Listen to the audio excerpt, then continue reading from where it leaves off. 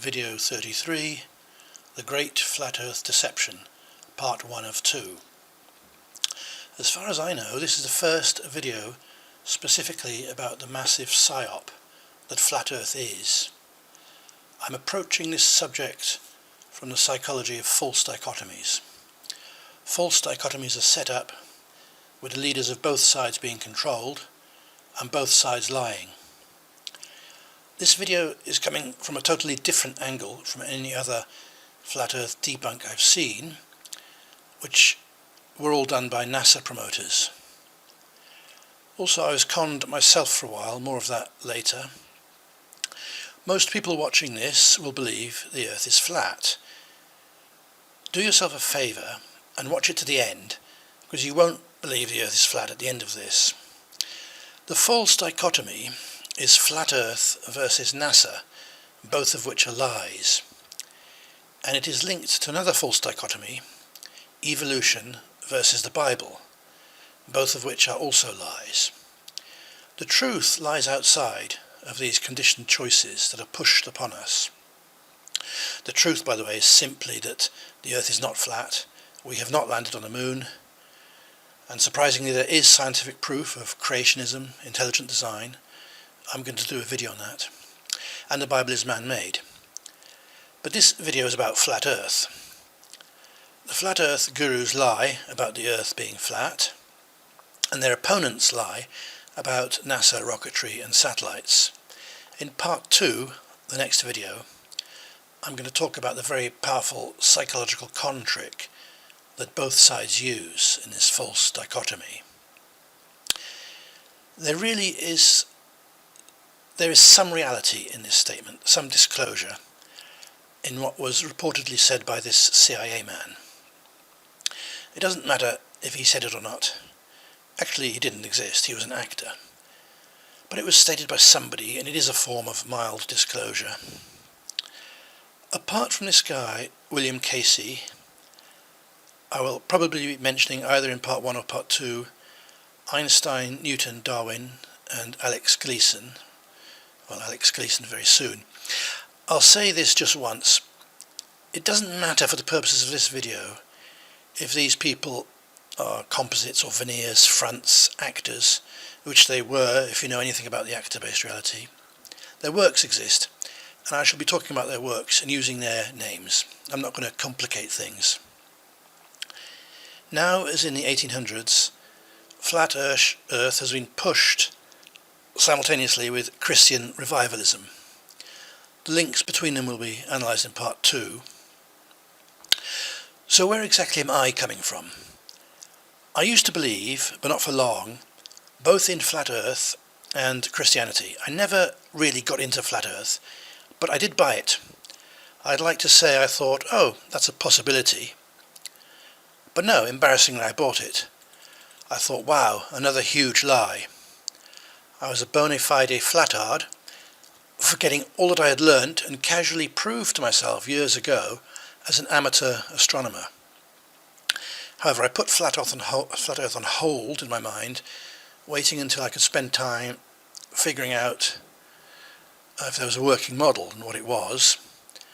And when I eventually tried, I found that no Flat Earth model works, or can possibly work.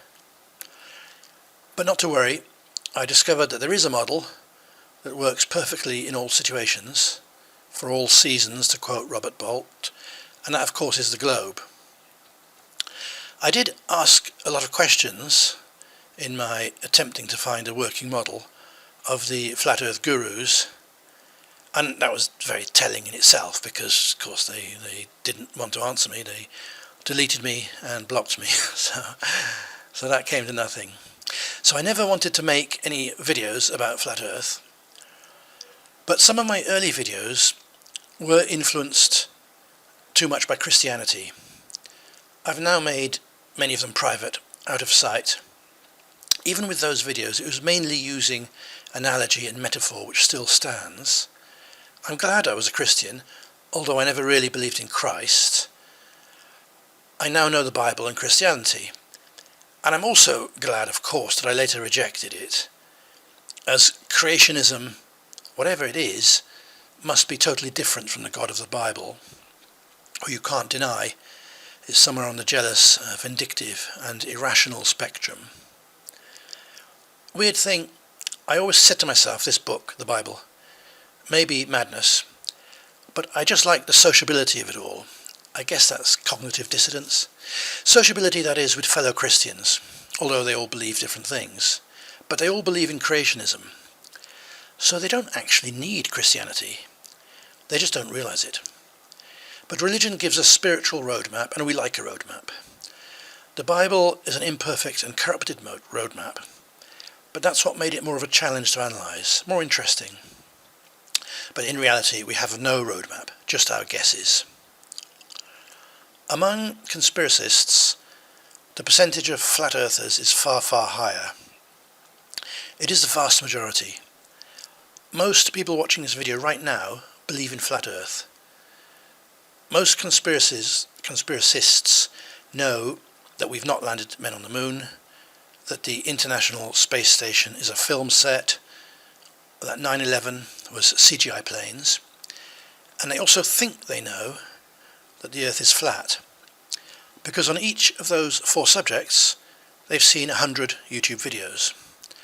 But while they're right on the first 3, the 4th is a lie, regardless of the 100 videos they've seen espousing flat earth. The thing is that flat earth believers are not NPCs, non-player characters. Far from it.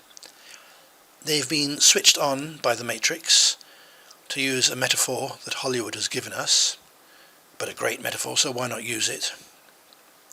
They are aware that this is a realm of humongous lies, so in theory anyway, they should have the mental flexibility to change back to the globe, and it will be fascinating to see if they can. We've all been fooled many times before, either by government or by those supposedly exposing government. So don't be proud. Laugh it off if you're ever fooled. It is a laugh. Keep an open mind and comment below after you've seen this video. The Flat Earth and NASA debates are also a good example of brainwashing to false pre-programmed associations. I'll explain. When I tell conspiracists, flat earthers, I communicate with by email and Skype, that I can disprove flat earth, not one has asked how, surprisingly and disappointingly, but they're instead curious if I think NASA landed on the moon, or if I believe the ISS is real. No, there's no correlation between understanding the globe and NASA, except in your brainwashed head. Exactly the same the other way around.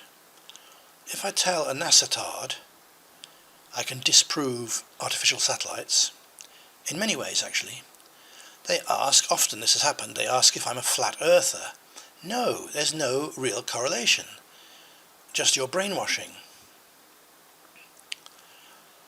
Brainwashing to false pre-programmed associations includes the centrally directed attempted Christian revivalism, which I've mentioned, and which goes with flat earth, even though most Christians don't think the earth is flat. When I told Christians I know, a while ago now, that I now think the Bible is purely man-made, they were dismayed and usually thought that it meant I didn't believe in a creator or in intelligent design anymore. Again, no logical correlation. They were purely reacting to their conditioned to the false association that Christianity has with creationism. One actually asked have I taken up Satanism, which is madness. Satan is a Christian idea anyway. For all of these Christians, flat earthers and NASA tards, they've been given their belief, and they've also been given the false alternative to their belief, and can't see that firstly neither is correct, and secondly that there is another way. The truth lies outside of the conditioned false dichotomies. this will be my next video will be part 2 of this, the Great Flat Earth Deception. This might be the one after, or a couple after. If you wonder why are they fooling us, why do they go to all this trouble, then subscribe to my channel so you get to see this video I'm showing here, I'm showing the thumbnail of. This current video is also part 1 in a new playlist, Our Earth, because I want to talk more about the wider solar system and the wider universe in videos to come. So why am I going to disprove flat Earth when it's been done before many times? Well, the many channels that debunk flat Earth all treat NASA rocketry and satellite claims as untouchable truth, paid shills, and one of their techniques is to be very insulting to flat earthers, because they're not really trying to change anybody's mind, and they don't change anybody's mind. They exist to reinforce the opinions of their flock, who don't want to look any further than reinforcing their beliefs, and they exist to keep the arguments alive. This is from 1983, but we are told flat Earth started with the ancients. I've got to take a tangent for a moment here and say history is invented. Don't worry if you don't agree with that. It doesn't really change any of the concepts here. I just have to mention it for completion. Anyway, the 1800s existed, and there were loads of hoaxes to entertain us then, as there are now, and flat Earth was one of them. So the so-called Christian revivalism of the 1800s may not have exactly been revivalism, but I'll call it that for simplicity. And the main point is that it happened, and then and now was centrally directed. Literally hundreds of Bible verses espouse flat Earth, geocentrism, and local stars. If you believe the Bible, you have to believe flat Earth, simply and straightforwardly. If you believe flat Earth, you don't have to believe the Bible, but it certainly boosts its attractiveness and acceptability. The two go together and reinforce each other. The 19th century, I think the American way of saying it is clearer, 1800s, saw revivals in Catholicism and in the Church of England. And also many little nonconformist Protestant churches were formed that would spread throughout the world and become huge. They rejected the pomp and majesty of the established churches and would have a simple church, some with just a cross. But like the pigs in Animal Farm, over time they got more and more decadent, just like the established churches they had broken away from. But at the beginning, they often wanted a meeting place with no ornamentation other than a cross. But why a cross? Jesus or the Bible never said to worship a cross. And more radically, but it's not really radical, why keep the Bible? Why personify that which we know nothing of? The modern flat Earth psyop is based on and builds on and pays homage to the flat Earth psyop of the 1800s. Pushed in the 1800s and again today, zetetic astronomy, Earth not a globe, 20 reasons the Earth is an extended plane, 100 proofs that the Earth is not a globe, zetetic cosmogony, which is basically what we now call flat Earth geocentrism, Is the Bible from Heaven? Is the Earth a Globe? This was written by Alex Gleason. All of these books deny science, but cleverly. They're deceptive, just like the modern movement. Alex Gleason also came up with the new standard map of the world. It is a North Pole centric azimuthal equidistant projection. I'll call it the AE map, or Gleason's, for simplicity. And it is how most, but not all, flat earthers view the literal Earth. there also can be projected an Antarctic-centric AE map. The modern Flat Earth PSYOP started in 2014, although there was already an old Flat Earth Society, and also before 2014 was the long-running and lower-key geocentric PSYOP, but that used and uses a spherical Earth, and it's still being maintained, as well as several other deceptive theories. The current Flat Earth PSYOP advertises Gleason and Company of the 1800s and is based on their philosophy. Ironically, their map is based on the globe and therefore does have some limited functionality. Top left it says longitude and time calculator, and that much is true, and it could have, if anybody wanted to have it, a working coordinate system. Any two-dimensional representation of a sphere will have problems, but most flat earthers, as I said, believe that this is a direct representation of the Earth anyway. But there are many problems with this model. On the globe, two meridians or lines of longitude will start at the North Pole, going down separate from each other until they reach the equator, maximum separation. And then as they go further down to the South Pole, they'll come closer together and meet again at the South Pole. On this representation, they continue to separate after the equator until they reach the supposed edge of the world. But this means that southern countries are depicted very distorted. Look at Australia, it's much wider than reality. Here it should take 4 times as long to cross it east-west as it does north-south, but in reality it doesn't. Look at the solstice maps, the yellow circles, bottom left and right. The two solstices, roughly June 21 and December 21, are when the sun reaches its most southerly and northerly locations, talking relative motion and celestial sphere of course. These maps show the reach of the sun on those days, but for them to be true, the sun would have to be a crazy shaped spotlight, and it's not.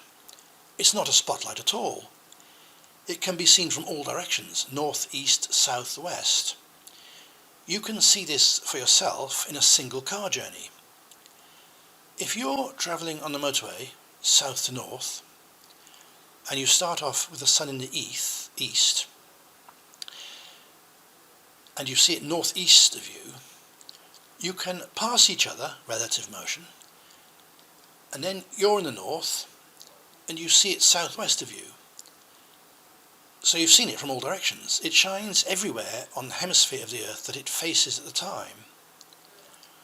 I'm going to come back to solstices and other similar things with a very simple, easy to understand graphical model in part 2, not done by me, but I'll give all due credit.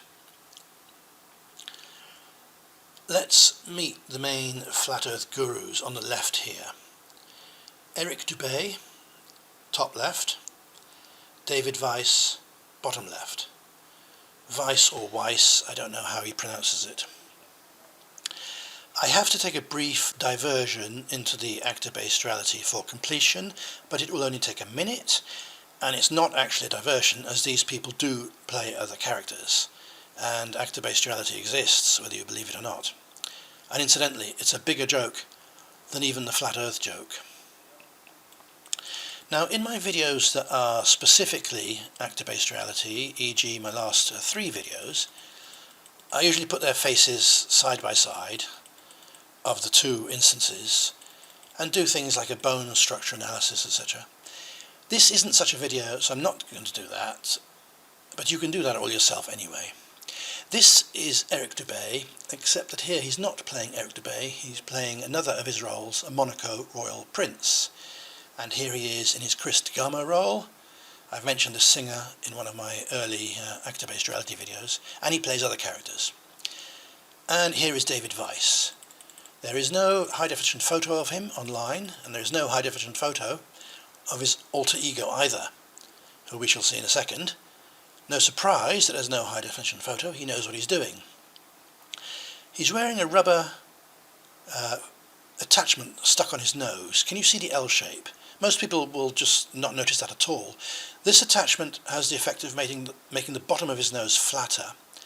He's also wearing a fake stick-on rubber chin, and he hasn't bothered filling in the join. Maybe he didn't have the correct material. He thinks people will just assume it's a scar, and he's dead right. People will always reject the truth if the truth is wackier than fiction. In my actor-based reality videos, e.g. number 10, Jonathan Pryce is the Pope, I describe how on days of filming, one or two professional makeup artists will carefully apply layers of latex to his face to add new features, to disguise him, of course, like creases, and also to hide existing features. Well, David isn't the Pope, and he doesn't have any makeup artist to apply latex, and he probably doesn't want to spend the time, even if he did have a makeup artist, because he's not like the Pope, is he? He's not that big. So he has to make do with the rubber stick-ons that he can stick on himself. But he does do a good job of colour matching makeup application. He really does know all about this stuff, because he used to be Ed Carini, aka Dallas Goldbug, who used to be the system's main conduit for disclosure about the actor-based reality. He took down his website. Maybe they got cold feet and thought it was just too much disclosure all at once, all the famous people all in one spot. Anyway, a lot of us downloaded much of his great work, and from time to time we put it in our little videos. So Ed lives on. He's also Avikai Sharon, who when young was an Israeli, well, he's still an Israeli, this character, campaigning against hoax Israeli army atrocities. I've also mentioned this character in a previous actor-based reality video as well. I have a playlist, actor-based reality.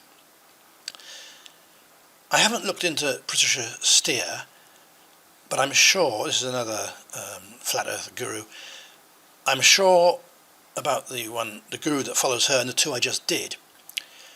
She always has Smith's albums on the wall behind her, and somebody suggested to me that she's giving us a clue. By the way, the system does give us clues all the time, it is all a game. A clue that she is Jacqueline Smith on the far left, one of the original Charlie's Angels, quite possibly. Mark Sargent, as with the other three flat earth shills I've shown, was there from the beginning of the modern flat earth psyop. Mark is also Rick, a Christian patriot. Christian patriots believe that God created the white race, of course, but couldn't have possibly created the other races. Just more psyop rubbish to get us all at each other's throats, as a joke. Other races have their own jokers, teaching all that will listen, which fortunately isn't many, that the white man is the seed of Satan. Trust your senses, they say.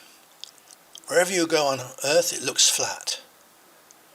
Well, firstly, what we see all over the world, being the same shape everywhere, does disprove a convex or a concave Earth. But why would they say, trust your senses, it looks flat, wherever you are, when it would look exactly the same if flat or a huge globe? They say it because they are deceivers. I'm critiquing this segment from somebody's video and 3 stills from another guy's video.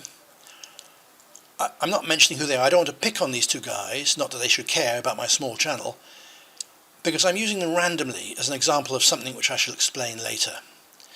They're not dedicated flat earthers, and that's why I was watching their particular videos, which I was interested in, which I show stills from, and that's why I'm using them as an example. This still is from a short flat earth segment in a video that is otherwise not a flat earth video. This is a mirage, he says at the beginning of this segment about these distant mountains. He says it authoritatively, which directs the narrative, but a mirage is exactly what they are, and what they usually are when flat earthers make similar content. I've seen countless mirages in flat earth videos which they've irrelevantly calculated distance and drop off from. He said the mountains were about 85 miles away. If I tried to focus my telescope on them, I couldn't. They'd always be a blurry mess, because we weren't seeing the mountains, but the refracted image of them. The light refracting through the atmosphere from the actual mountains, which were some distance behind and below their refracted image. When I focus my telescope on the moon, it is crystal clear, and the moon is much further away than those mountains, much further even in the flat earth universe. They say it's either 3,000 or 5,000 miles away. They're not good on exactitude. Because I'm looking at the moon then, and not a refracted image of it. The last couple of minutes of the sun you see at sunset is actually a refracted image of the sun. I'll talk more on refraction later because it is so important, and because flat earthers never mention it. Now about the formula that flat earth gurus use to measure drop-off due to curvature of the globe they pretend not to believe in. It's the same formula used by these 19th century PSYOP books. It's a lie, and you should know it's a lie. We can see it here. You can pause this. It says to ascertain curvature, square the distance and multiply by 8 inches, which is nonsense. The real formula would be something like this.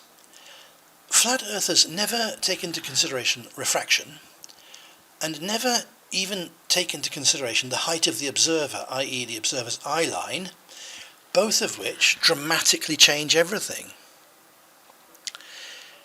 They say when a boat disappears, it's due to the eye's limitations rather than it going over the curve, and they're right, and they can bring it back with a telescope. But then they run away, because later it would disappear due to curvature, and no telescope could bring it back. I'm always thinking, don't go away, follow it into port. You should be able to easily follow it into port with a telescope on a flat earth. You should be able to see the New York skyline from the west of Ireland with a telescope. Let's make it ridiculously easy for ourselves. Let's take our telescope up a mountain in West Scotland and point it to New York. Why has nobody ever been able to see New York in this way? Because we don't live on a plane, and New York is over the curve and out of view. And just for the record, if you're going to study vision, you should be aware of some flat earther deceptions, confusing on purpose resolution and obstruction, and also resolution and detection, and they also exaggerate the acuity of the human eye. 3 stills from somebody else's video. This first still says that all these devices prove the Earth is flat. One of the flat Earth techniques is simply to blatantly lie, and it works most of the time. Because all of these devices, and we shall be looking at some of them in these 2 videos and videos to come, actually prove that the Earth is a globe. Look at that story on the right. I can't think of a single reason why anybody would believe it, but I've seen it on several videos, and when they narrate it, unlike this video, it just showed this image of it, when they narrate it, they do so very dramatically. I've also seen it with navigators other than Cook as the hero character. So it normally goes like this. Cook, or whoever, record, states that every day their predictions and calculations as to where they were and what was happening were all wrong, and they just couldn't understand it, and they tried for years, but they just couldn't navigate the island continent, and they came home confused and dejected. Unbelievable nonsense. This is what would really happen, assuming an imaginary ice wall. Being close to the wall, they'd drop anchor each night. During the first day, they'd work out that they were following a circular wall from the inside. The longer they continued, the more that first day's discovery would be confirmed. They'd then return to the king or whatever, and tell him that Antarctica was not an island continent, but a circular wall around the Earth. This still, from the same video, is not really about flat Earth, and I partially agree with it. Well, I agree that all those 666s are not random, but are there for a reason. But the reason is just to mess with us, not Satanism. CERN is surely just a film set, by the way, rather than a huge tunnel. Secret world government have to be rationalists, or they would have stopped existing long ago. They believe in creationism, of course, but not in occult nonsense. In fact, long ago they, or their think tanks, would have probably created all of the occult psyop nonsense, just like they created Darwinism. Now, some of their servants, for example the actors, the high-up masons, the shills, may actually believe in summoning occult powers, but the top layer cannot possibly believe it. It's just a stupid hoax like everything else. Only a minority of truthers are dedicated flat earth video makers. But virtually every truther you can think of has made one or two flat earth videos, or at least have a few minutes of flat earth content here and there in their normal videos. I've shown a couple of examples. This tells me that the entire shill network, and that's about 99% of truthers, has been instructed to make flat earth content. And that's why this psyop is so widely believed among conspiracists. You can't escape it. Your favourite truther will have made a video promoting flat earth. Back to the ice wall. This is from an Eric Dubay video. It says, when someone tells you there's no ice wall in Antarctica, show them this picture. Well, I'm telling you there's no ice wall in Antarctica, so hopefully this picture can put me right. I know Eric is good at analysing NASA's fraudulent photos. Firstly, a ship would never go right up to the wall. It's not in port, it's in a hostile environment. It would send tenders, small boats it carries, to go up to the wall. I see 2 lifeboats, one of those could do the job, perhaps containing mountaineers who could then scale the wall. Secondly, why is the vertical wall ahead of the boat as light as the horizontal land? I'm going to show you why it should be much darker. First I need to increase exposure and contrast. You see the radar array and funnel are reflected in the water, so the sun is not to the left and is not directly overhead, but is to the right, over the land. So the vertical wall should be in the shade. Thirdly, why is the sea still? It's tidal everywhere in the world. Fourthly, why is the sea black? Fifthly, how did those vehicles get up there? That crane at the back of the boat looks just a little bit too small. So thanks Eric, you've shown me this picture, and I think it's bullshit. Here's another rubbish photo. Loads of photos and videos, we are told, from amateur rockets show that the Earth is flat. Why would anybody believe any of them? Here we have that camera, black camera, underexposed, but the sign is legible. Well, of course, it's an advert. Now, cameras distort anyway. They can't tell you anything in this way. Theoretically, certain cameras, if they capture the horizon exactly in the lens centre, unlike here, but that can't be controlled on a pretend spinning rocket. You need a theodolite, but that would also be useless on this too. And why are there never any stars? I'll bet the person who creates all the NASA nonsense photos also creates these for the flat earth psyop. Sometimes in these videos you hear a thud, where the amateur rocket, we are told, has hit the firmament. The people creating this nonsense must be having a laugh somewhere about people actually believing it. Let's look at some good photos from a Joss Leys video, Leys, more of him in part 2, called The Curve Hidden in Plain Sight, No Flat Earth, More Examples. Brilliant idea about continuing known architectural parallel lines to the vanishing point in the distance. On a plane, parallel lines would appear to converge at a vanishing point on the horizon, but none of these do. They all converge above the horizon, because on our globe the horizon is dipping below us. I've just shown 4 photos, he's got loads more. Still on the subject of perspective and parallel lines, do crepuscular rays prove a small and local sun, as the flat earthers claim? Well, no, they don't look parallel, but they are, just like the parallels we've just seen that were converging. And if you see such on a side view, they do look parallel. I'm now going to show you the same effect with some more lines that you are 100% sure are parallel, more sure than those in those buildings we saw, but they look converging, just like these sun rays. Can you guess what lines they are? Rail lines. And on the subject of rail lines, flat earthers claim that when building long rail lines, the curvature of the earth is not considered, and they're right, but they don't know the reason, because they say the reason is the flat earth. So why isn't the curvature considered? Well, because each track is about 20 meters long and is laid independently of the last track.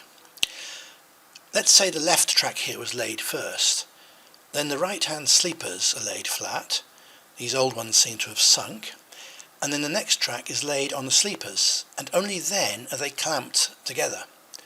So there is allowance for curvature every single 20 meters. But it will be kind of undetectably minute in 20 meters.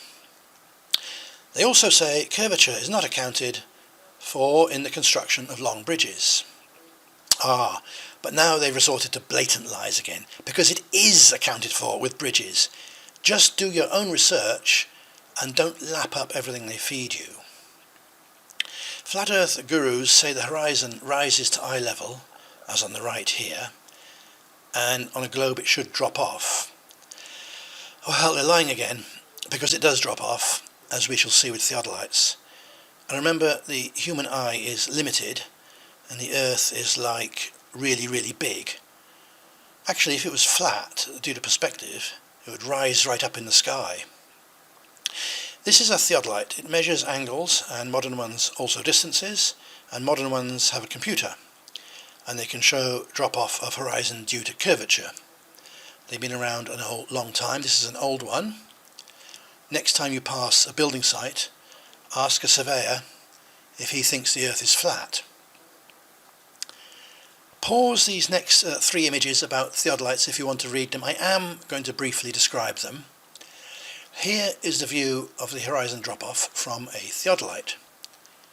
Here is a theodolite app you can get for your mobile phone, and they claim it to be a professional tool. Here is the name of another theodolite app as well. Apps are normally cheap. Why not buy one and try it on your next plane trip? Coming up in part 2, a few more flat earth debunks that are important, involving sun, moon, stars, airline routes, sea routes, but also, more uniquely, how the flat earth hoax compares with other hoaxes that are aimed largely at conspiracists and strengthened in the eyes of the conspiracists by supposedly going against the mainstream. It's all mainstream, really.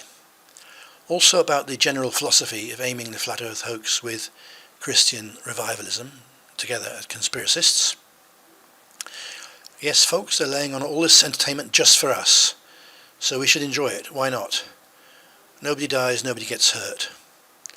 Well, that of course is not what they want you to think. They want you to be afraid, be very afraid of all the horrible things the shill network is telling you government is supposedly doing to us. I reckon we must be spiritual beings that live forever. Energy cannot be destroyed, only transformed. We would have had our memory of all that and our powers temporarily removed for our difficult and testing time on this realm, but fascinating if you come out the other side, like I've done, and realise it's all a joke. There'll also be a section in part 2 on what universe God would build. Creationism, whatever that is, let's call it God for simplicity and poetry, and a kind of paternal monolith is at least a possibility. We don't know. And we're talking of the real God here, not the Christian God. For example, would God create a silly disc that always needs to be the right way up all the time and needs an ice wall to stop water sloshing over the edge? I think not. Or would he create a vast universe full of big, beautiful spinning balls? I think yes. Why not? Beauty and awe. This flat earther is holding up blow-ups of previously secret documents from NASA and the CIA admitting that the Earth is flat and non-rotating. Oh no! Is this game over for the globe? We'll find out in part 2. I can attest that those documents are from those agencies, as I downloaded them myself directly from the NASA and the CIA websites. And after reading them, I am also sure that, maybe unusually for those agencies, they are actually genuine, honest documents. So did they enter the public domain by some terrible security failing? We'll find out. Subscribe if you want to see it. And as this is a controversial, hotly contested subject, please click on like this video, if you did like it of course. Thank you for watching. Has your mind changed on anything? Put your views in the comments, and I'll see you next time.